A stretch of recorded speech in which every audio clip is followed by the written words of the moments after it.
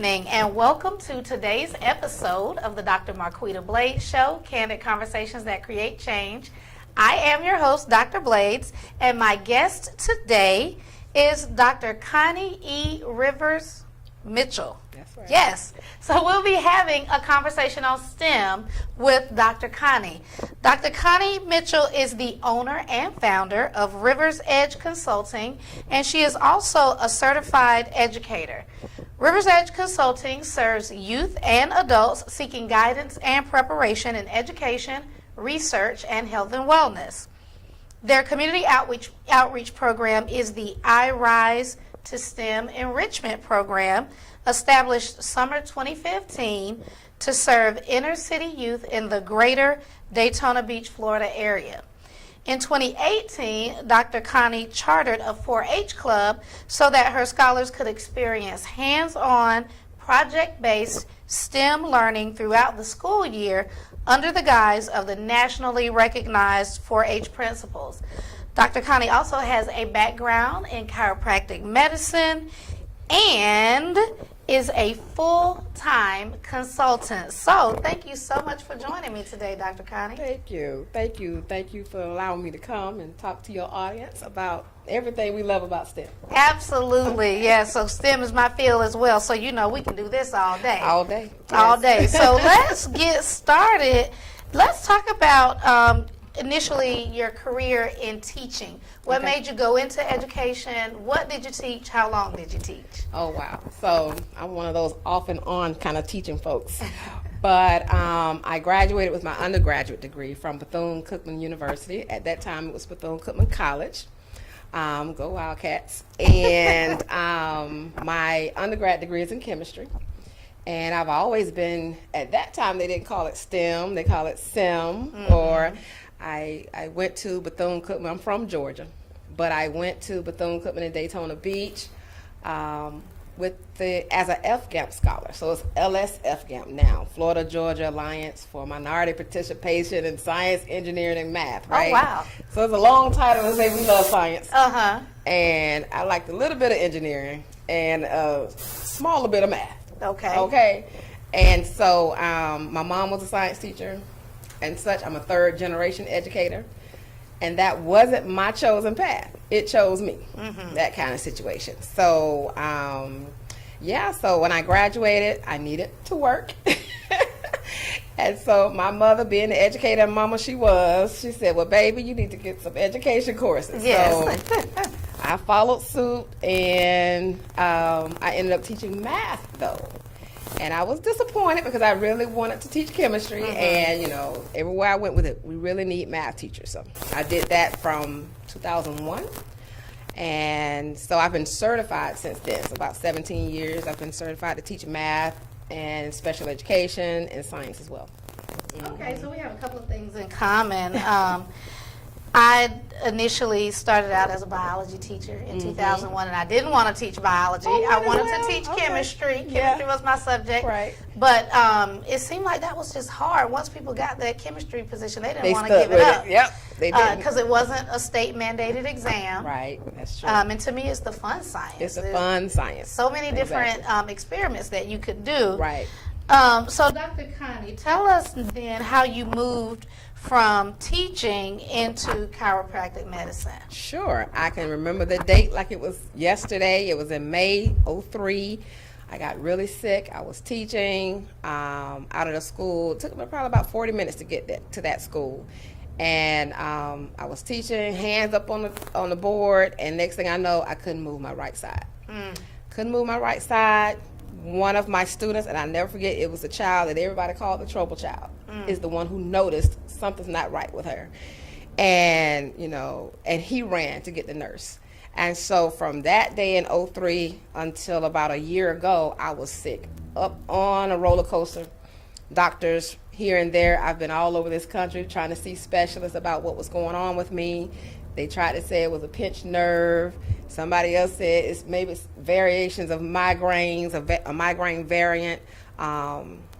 And some just said fibromyalgia. So it was so many diagnoses, so many medications I was taking. But God is able. So I've been tested, poked and prodded Yes. like a lab rat, from Florida at Mayo Clinic to Emory up here in Atlanta to all the way in Iowa. And so all it was, I had to change some things. Yes. So, Yes, because the body is only responding to what you do to it. yes, various factors. How we treat it, what we eat, Right. our physical demands, Stress levels. stress. Oh my goodness, yes, That was Dr. the big Connie. one. So unfortunately, that's another commonality that you and I have. Everybody knows my story with autoimmune. And so you're right. You go to so many different doctors. They go Right. through a litany Right. of diagnoses, the medications. I can't even begin to list all the medications Right. I've been on the past Right. 10 years. And I, like you, am now on the other side. And so you decided to pursue a degree in chiropractic medicine while you were kind of going through your different health challenges? Yeah, not right away though. When I came out of teaching for Volusia County Schools in Florida, I'm from Daytona Beach, and I went to teach at Bethune-Cookman, went back to my alma mater. The dean was my mentor, so I had to do a whole little spiel about, teaching a lesson, but it was awesome. I taught math there, and then I ended up being their director of institutional testing. Okay. So that was a type of promotion at that time. And what they didn't know at the time was I was so sick that if I walked just a short distance, I would faint or my legs would give out. And I was blessed in a way that when God puts a ram in the bush, the gentleman who was one of the security guards would say, "Do you need a ride to your building?" And I'm like, "You just don't realize." Yes, I do. And so, because I couldn't walk it, and I was not allowed to drive at that time. So he would pick me up from my building every day before my classes, and my classes were layered back to back, and would drive me on the golf cart to my building. And I would teach all day, come back, work in the lab at night, and I did that for a while. And so my dean didn't realize it, but she blessed me when I got that promotion, because now I was in a stable situation, office. I didn't have to walk too far. But it was while I was there at Bethune-Cookman where I had another flare-up. And the doctor said, "We don't know what else to do with you. Go see a chiropractor." And I'd never been to a chiropractor before, only had heard a few things about chiropractic.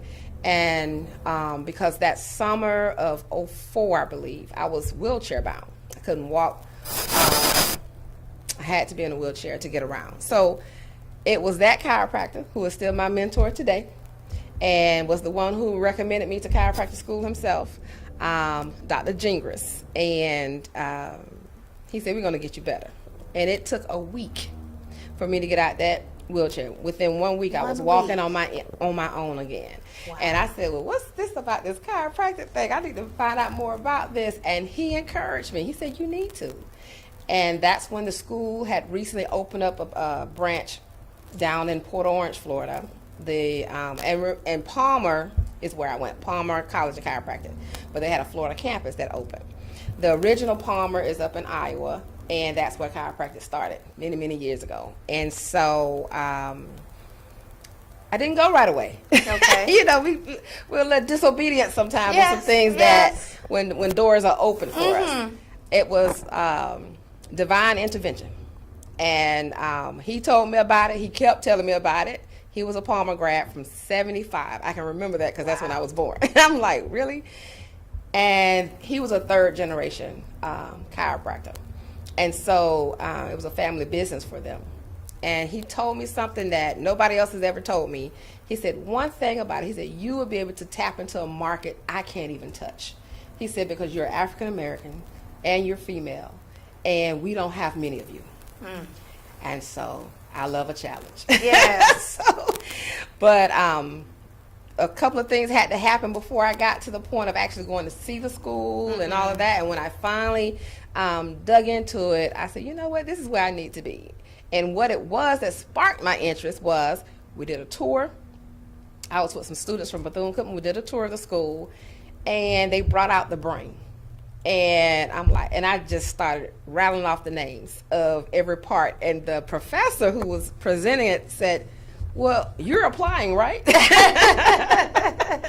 I didn't even realize I remembered all of those names. Wow. And so it really piqued my interest. So yeah. For such a time as that, right? Right. Wow, that is amazing, Yeah. Dr. Connie. So you are not currently practicing chiropractic medicine. So tell us about you finishing the program Yes. and just kind of don't tell us what you're doing now because I'm going to ask some questions about Okay, that. all But what right. just kind of led you to not be currently practicing? Okay.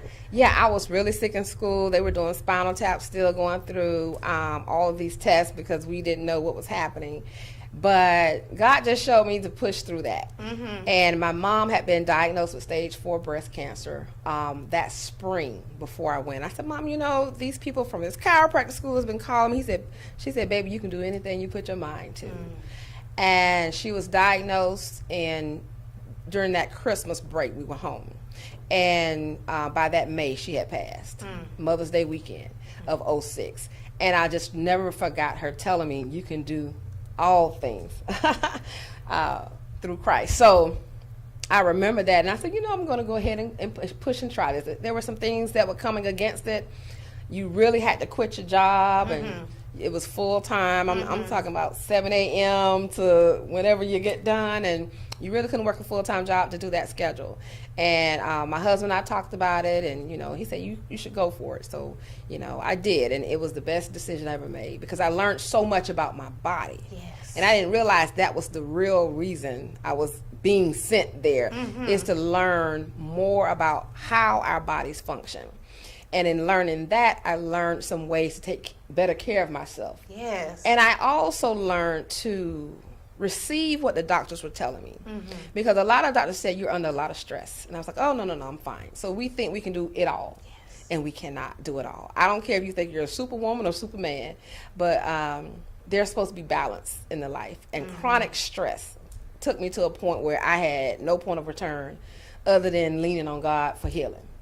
And so I got through chiropractic school. I graduated 2010. And before I even graduated, I had a job doing research for Palmer Center for Chiropractic Research.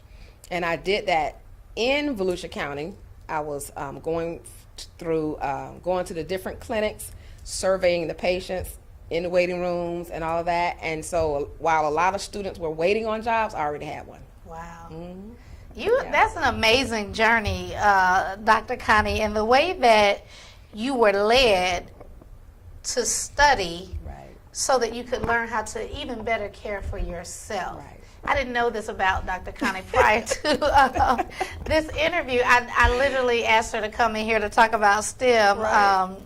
so I am being educated as well.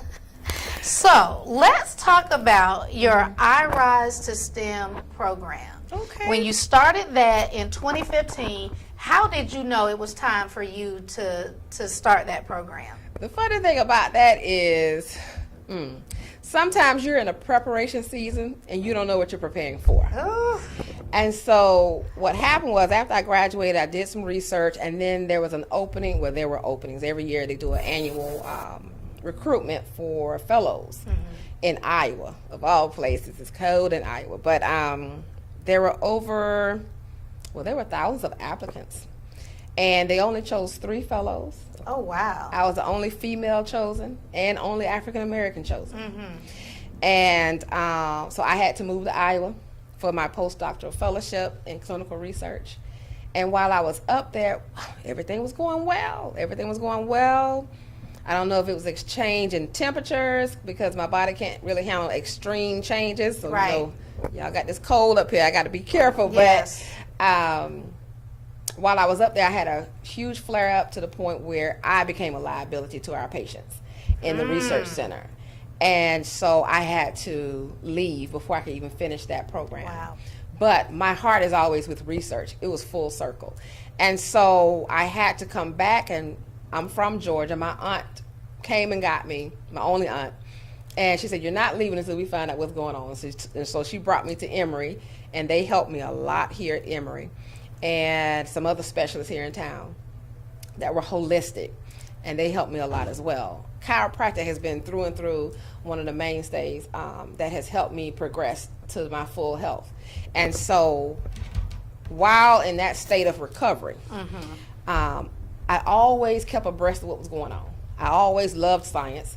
And I said, you know, I'm seeing that our kids in the inner cities were not prepared for, you know, you ask a child, what do you want to be when you grow up? Yes. You know, everybody loves that doctor, Yes. lawyer, and all of that. Right. Well, what I was noticing is, even in chiropractic school, we would have African-American students come in with bio-chem degrees and would quit after the first few quarters. And I asked a couple of them, I said, well, what's going on? And said, well, it's just so difficult. I said, but you've done difficult. Right. This is nothing. You've done a whole biology degree or a chemistry degree. You can handle this. And a lot of them didn't have the skill set that they really needed to push through. So my thing is all about pushing. And my mom pushed me and my sisters, and I said, you know, who's pushing our kids? And so I had to ask myself a question. Well, at what age do you catch their interest in science? Because we say doctors, lawyers, and all that, but you still have to have a critical mind to think through problem solving. Right. And that's the main thing. And so STEM wasn't a heavy buzzword back then like it is now. Yeah. But I had the foundation, and I said, you know, God, just give me the strength to use what you've given me to help somebody else. And he showed me, this is what I want you to do. And so I didn't even know how to get started. And I thought it was something I could make an income from. And I was praying about it one day, and he said, no, you won't charge for that program.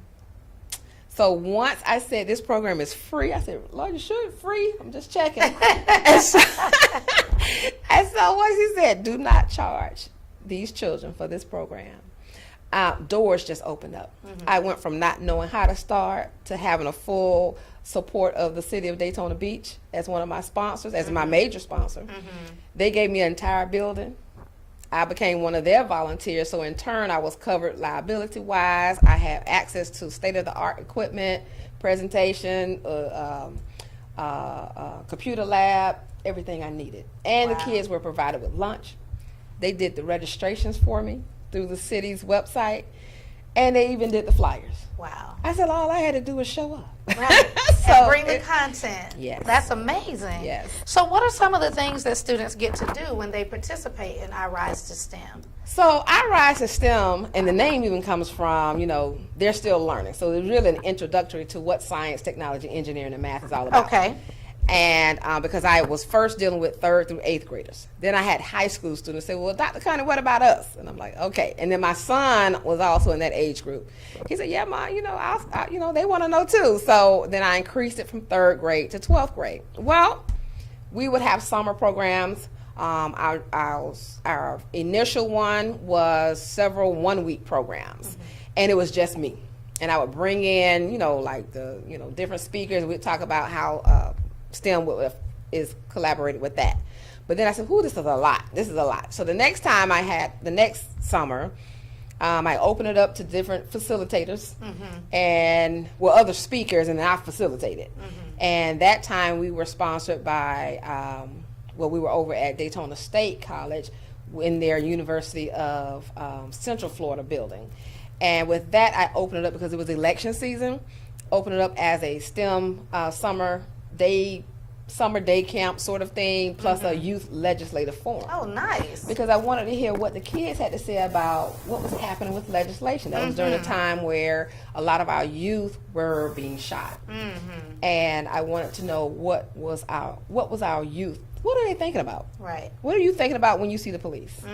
And, you know, some people might say, well, what does that have to do with STEM? It's all about, we have to collaborate. Yes. We have to communicate. Yes. And we have to critically think through situations. Yes. And I didn't want to see another one of our children die over not being able to do all of those. Yes, and we need to learn how to be the producers Right. of knowledge and not consumers of whatever is placed in front of us. So they've done activities such as 3D printing. They've talked about 3D modeling. I did go back into the classroom within that interim. I was at a school where it was probably 80-90% Hispanic population. It was a Title I school. And so in addition to what I was doing with our inner city youth and where the locale I was in, it was still within the county, but just the west side of the county. It's a huge county. And I brought over about 25 kids to Daytona Beach who had never been there. And we went to NASCAR.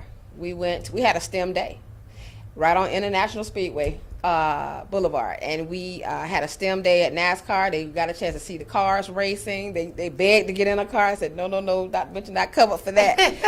And we went over to Bass Pro Shop. Yes. They had a lesson on gun safety. Oh, nice. They looked at all the fish that were in the aquarium and everything, and on the archery range. And so then we went over to, because our theme was 3D. We were building something in class. It was a math class, sixth graders, and they were awesome. Then we went over to the movie theater, and we had a person from the movie theater explain 3D modeling in film to them. And they were treated like royalty. They said it was the best day of their lives. And I still see those kids sometimes like, oh my God, let's do that again. Yes. So I don't know, but I try to make it something that's palatable for every child. You meet them where they are, but we got to raise up the expectation levels. And so not only have we done 3D modeling, 3D printing, they've also done some engineering basics and built little things, and they've done coding on the computers. But we've even increased that, and when we infuse the arts with everything, because when I charted we haven't gotten to that yet, the other part. But Yes.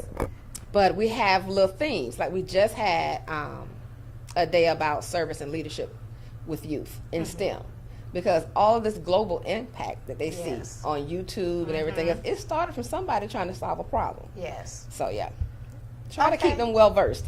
I love it. It sounds like a very enriching program. So you were getting ready to lead into the next thing. So we'll just go ahead and talk about you chartering a 4-H club. And tell us what was the process even of getting the charter? Right. And then how has that now enhanced what you're able to do with I Rise to STEM?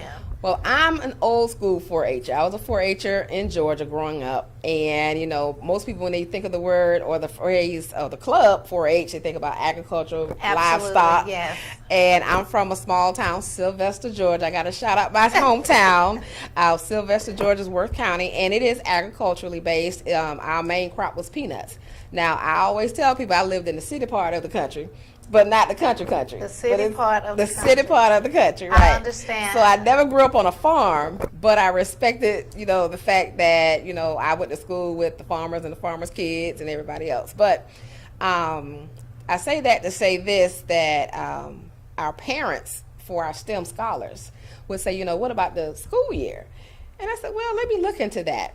And my god niece called me from Georgia and asking me about, she said, Auntie, I need some help with this 4-H project I have. I said, well, let me see what you got going on. And so it sparked me to actually look on the website. I said, wow, 4-H has changed. I didn't realize that they were doing a lot of STEM. And I was coming up with all the curriculum myself.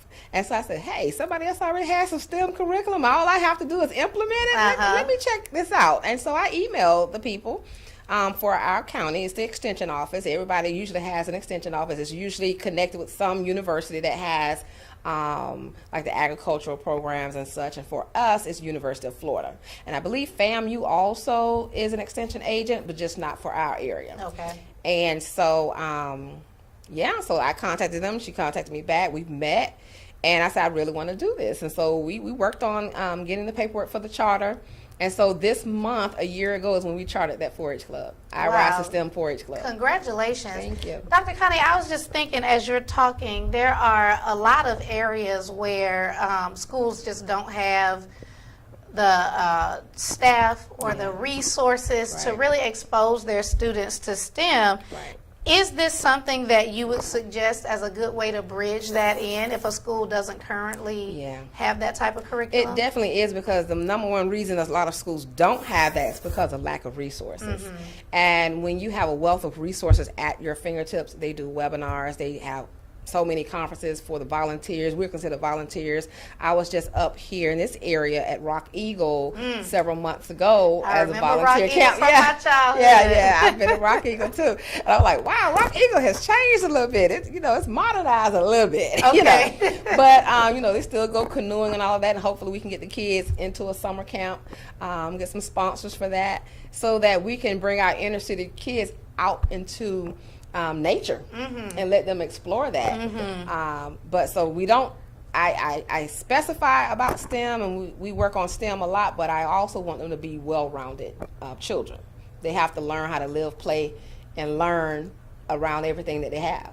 So learning about livestock, learning about raising rabbits. You may not raise one, but just learn about how it's done. Going to some of the conventions and going to some of the fairs would help them learn about, and respect. And exposure. Yes, absolutely. Yeah, respect some of the things that they eat. How is it made?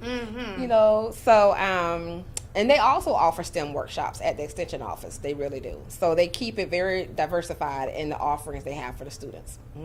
That's outstanding, honey. This is not your childhood 4-H. No, it's not the same 4-H. And I did extemporaneous speaking when I was in 4-H, so that was my competition. And I also opened that up to them as well. Scholarships, competitions, they have to be able to come out of their shells and be able to speak to people and relate and communicate with others about what's going on in their minds. So that is outstanding. Now I want to talk about RiversEdge Consulting. Okay. Your consulting practice, where you focus on health and wellness, education, and tutoring. So share with the audience some of the different types of clients you take on and what you help them do. Yeah, so we do have a target audience, and I've worn so many hats since a child. I've been tutoring since I was probably in 3rd grade, other people, and they were always older than I am. And so when you have a lot of people come to you asking questions, you become like the Jane and Jack of all trades. And so somewhere I had to collect all those hats and say, okay, where are we going to do this? And so I focused on the health and wellness because of my background in chiropractic medicine and chemistry, because if I could get through all that I went through, from taking 20 plus medication, pills a day, to taking just vitamins now. And I should be able to help somebody else with their wellness care. And so the other part, education, being an education consultant to teachers who are just wondering, well, how can I implement STEM in my classroom? How can I be effective with doing that? And then I even have some teachers who have come to me for tutoring for their what we call FTCE exam, which is the teacher's exam for the state of Florida, because we have a lot of teachers overall. It doesn't really matter what the ethnicity is, but it is kind of higher in our minority population where they're not passing that exam. Not passing those exams, yes. That's an issue here in Georgia with the GACE exam as well. Yeah. And so, since I was a director of institutional testing, I helped a lot of our students who were incoming freshmen prepare for our placement exams, because we had students coming in who were valedictorians, salutatorians, who were placing into remedial math, reading, and English. And I said, something needs to be done about this. And so we came up with strategies to help our students. And so, I've enhanced those strategies for adults. I've had adults come to me for tutoring who were in the military and they're re-entering education. So, becoming a student was their second career. And so just being able to relate to people the information that they need and the way they need to digest it. And I don't know if I'm an expert at that, but people seem to love how I do it. Dr. Connie, it sounds like you are just a natural born teacher, being a 3rd generation educator, tutoring at such a young age. It's definitely a gift. Some of us grow into it because we're passionate about it, right, and some of us are just born with it. Right. And That's it sounds true. like you were definitely That's true. born with the gift of teaching others. Yeah. So I have to ask you, with STEM now being such a high demand field, it seems like everywhere you turn, somebody has a STEM camp or a STEM program. That's true. Or they're having a STEM day. Right. Do you feel like STEM curriculum is being watered down in some instances? In some instances, I do feel that way. I see a lot of STEM days turn into arts and craft days, or the augmenting of the acronym from STEM to STEAM to STREAM to everything else. Yes. And it's okay as long as the underlying current is all about the foundations of engineering, processing, understanding that to do any type of science or technology, it's all about translational learning. Like, you can't just say, I know this, but I don't want to show anybody else what I know. Because if we can use the technological tools today, somebody had to show us how to use that. Right. Somebody had to relay some information for us. So when we pick up a cell phone, and we have to realize we don't have to know all the parts of a cell phone, but if we decide to go into a field where we're coding and creating apps, that is also a communicable tool. We're trying to communicate some information from one entity to another. Yes. And so my thing is, as long as we are explaining to the kids why we do what we do, why it's being called STEM, and why it's important for them for their future careers.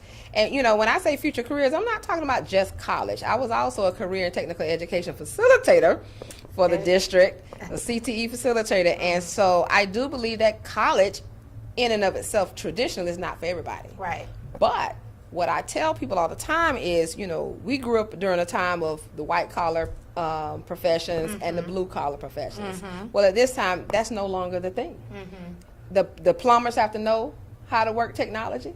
They have to know how to do many things. And then, you know, you have your corporate America folks who, if a light bulb goes out, you're going to sit in the dark. You're going to try to fix it, you know. Right. So you have to be well versed on both sides. You have to kind of straddle that middle of the road. I call it the gray collar era at this time.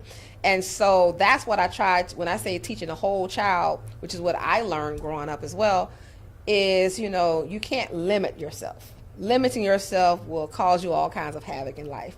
And so, yeah, some people do water down STEM. You know, they think it's just fun, and they think it's just, you know, finding a video on YouTube and just repeating that. But do they understand why those things are happening?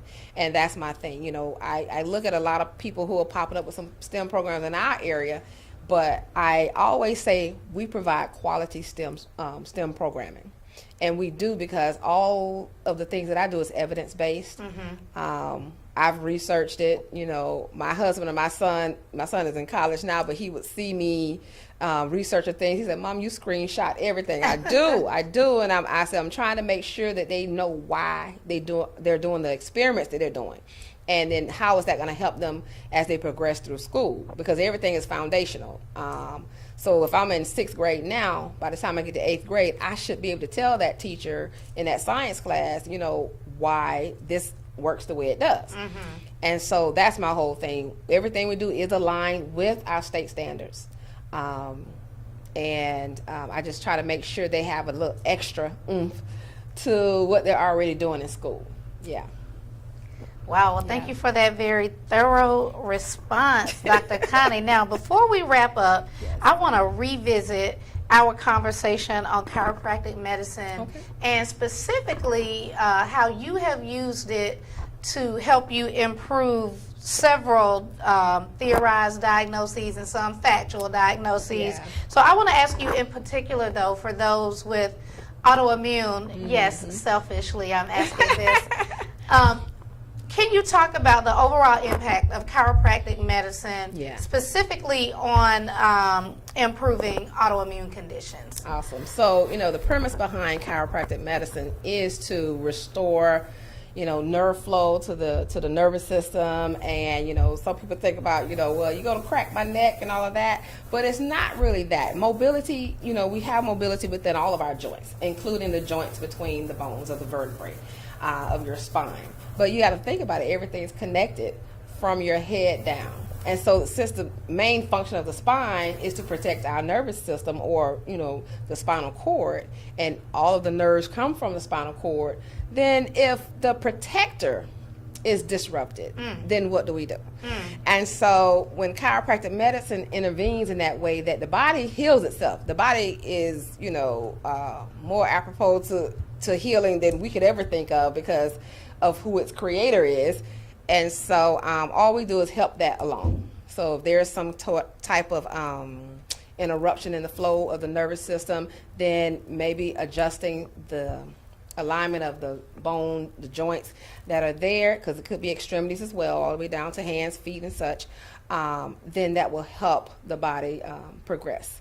And so when we talk about autoimmune disease, that means that there's something happening that's attacking its own body, its own situation. And so with me, I dealt with a lot of things that were due to chronic stress. Chronic stress from years and years of, rushing, not taking care of myself. Overachieving. Which is, it's a great thing, That's but we true. don't realize how Yes. stressful it is Yes, to be an I was overachiever. an overachiever. Yes. And so, yeah, my sister can laugh about that one because, like, I don't know why you try to do all of that. So, because I can. And then also trying to strive for perfection instead of striving for excellence. Ooh. And so there is Gotta write that down. so there is there's a point of no return where you're trying to strive for perfection that no one can master that. And so there's only one perfect being around us, and he's in heaven. So we can only strive for excellence and know that, whatever we do and we do it well, it's good enough. It's good enough. Wow. And so that deals with you personally, academically, professionally, with your family, and that's all family. So I had to learn that, and I had to learn too to just be humble and give the whole situation to God. And so, I did go through a lot of pain, mobility issues. I was having tremors that looked like seizures, but they weren't seizures kind of situations. And you realize who is really there for you when you go through that. Yes, you do. Yes. I didn't realize that being sick could scare people away. Yes. And so it did. And so it's interesting where you have to learn who you are again because you have a lot of alone time. You understand? When you sick, you have a lot of alone time. So I had to learn who Connie was again. Sitting on this set by herself in about 30 seconds. Yes. Yeah. Yes. And then you also learn how you have angels around you. I've had the kindness of strangers in so many situations. I was still trying to work and be sick. And it got to a point where my body was like, you're going to give us a break. Yes. And I never forget, even when I went to chiropractic school, I went from working to chiropractic school, and one of the doctors at the Mayo Clinic, he said, well, you know what? He said, but you never rested. I said, yeah, of course I did. I stopped working, and I went to school. He said, but you went to go get a doctorate degree. Right. He said, that's not resting. Right. And I was like, oh, yeah. So, even when you think you're resting, and somebody else is trying to tell you, you know what, you might want to slow down a little bit. Listen. Yes. Just listen, because they're seeing something that you're not realizing. So, I tell people all that, especially younger people who think they can do it all, whether they're single mom or newly married and all that. I say, take some time for yourself. Yes. Because your body will pay for it later. Yes. And we don't have to do everything right now. Right now. No. That's one of the biggest lessons that I learned in my autoimmune battle is that it doesn't all have to happen right now. I was 28 years old when I got sick. I literally lost all of my 30s to going to hospitals, going to doctor's offices, trying to figure out what's wrong with me. It wasn't until after I turned 40 where, the Lord came to me probably like a year or so ago and said, stop taking all that medicine. Now, this is not to say everybody has to stop taking that medication, because that was a walk that I was on and a journey that I was on with God, being obedient to his word, and then him taking me to a point of saying, stop taking this medication. And from that day to this one, I stopped taking all 20 plus pills that day. He showed me that I needed to exercise more, and I always made excuses. I said, well, every time I exercise, and I would tell the doctors this, every time I exercise, I get more tired. Yes. And so I had a doctor who I love, who is also my soror. She said, Connie, just try to do 5 minutes a day. I said, well, what is 5 minutes a day going to do? And I dismissed it. And even in that same conversation of stop taking the medication, he said, you need to exercise more. You need to eat more plant-based. Yes. Okay? And sleep more. Sleep better. Because I would wake up.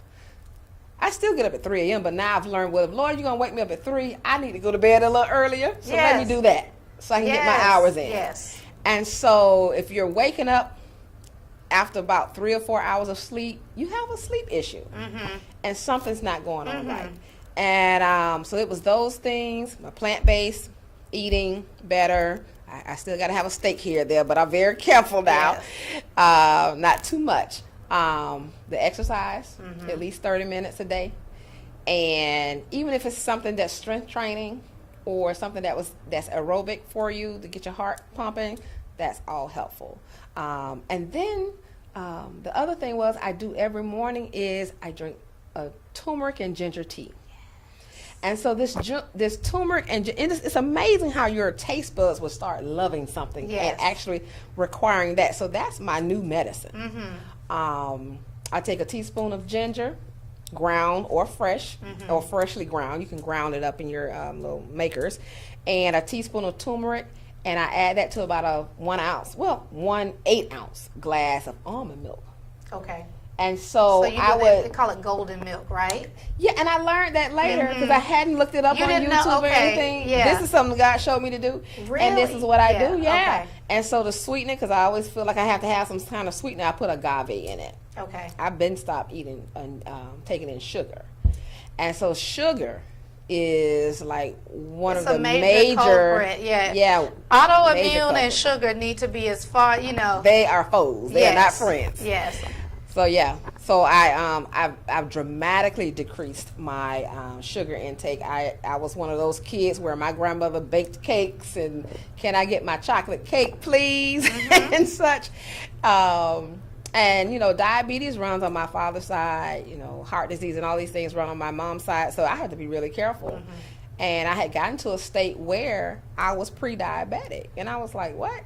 And so in speaking to the endocrinologist, I said, well, and once I made these changes, I went back for my checkup. He said, I don't know what you're doing, because he was trying to put me on metformin and some other medications.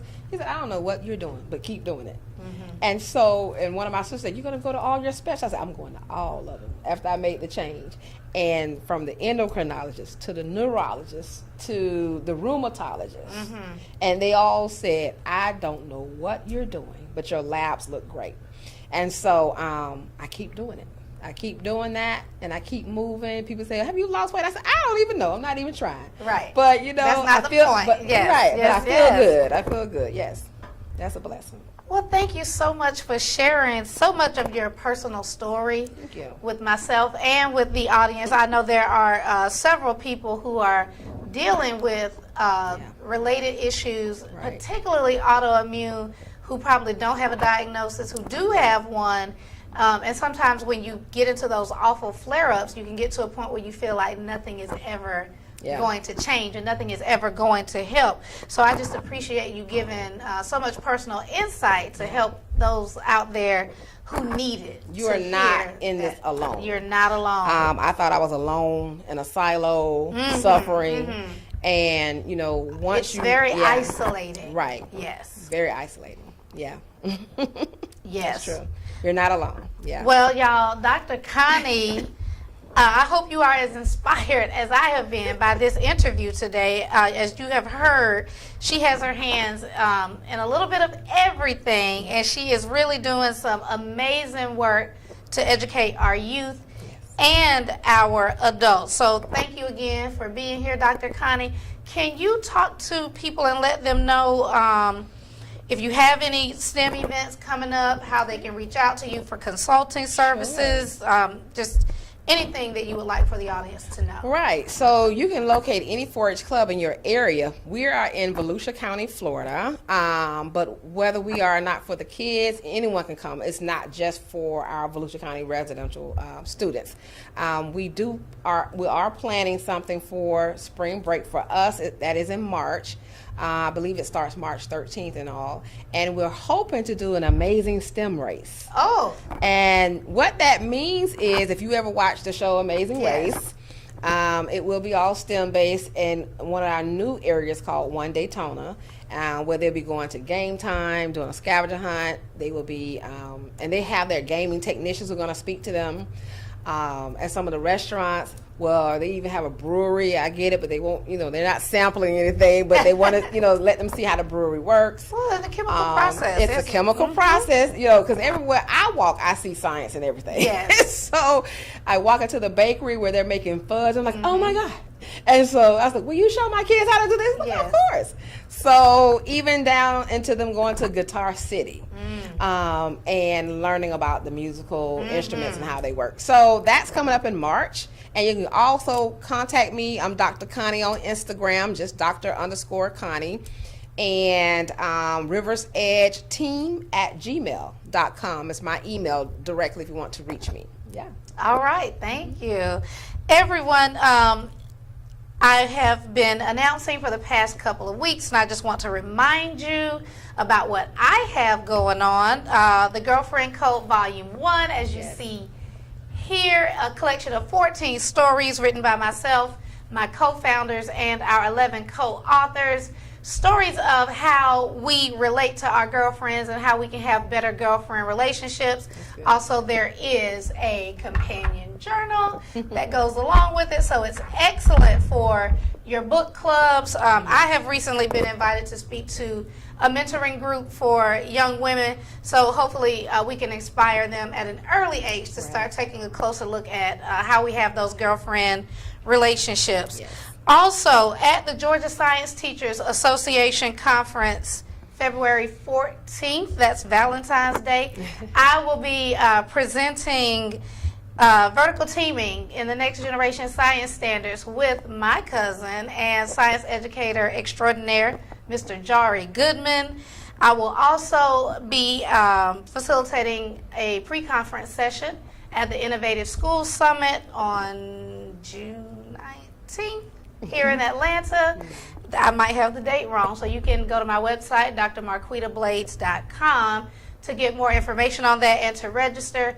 Teachers, administrators, if you are looking for a way to decrease disciplinary issues in the classroom while increasing rigor, collaboration, and student engagement, this is a workshop that you absolutely cannot afford to miss. And as always, I want to remind everyone of the Black Educators Rock 2019 Rock Conference that will take place in Charlotte, North Carolina. We'll be Dr. there. Connie can attest. Yes. It is a professional development experience like no other. And so if you need information about the Rock Conference, you can reach out to me on Facebook as well, Marquita Smith Blades. You can follow the Dr. Marquita Blades Show Facebook page. Thank you for joining me today. This has been another episode of the Dr. Marquita Blades Show here on Live TV at Status Network, the future of broadcasting. I'll see you next time. Thank you.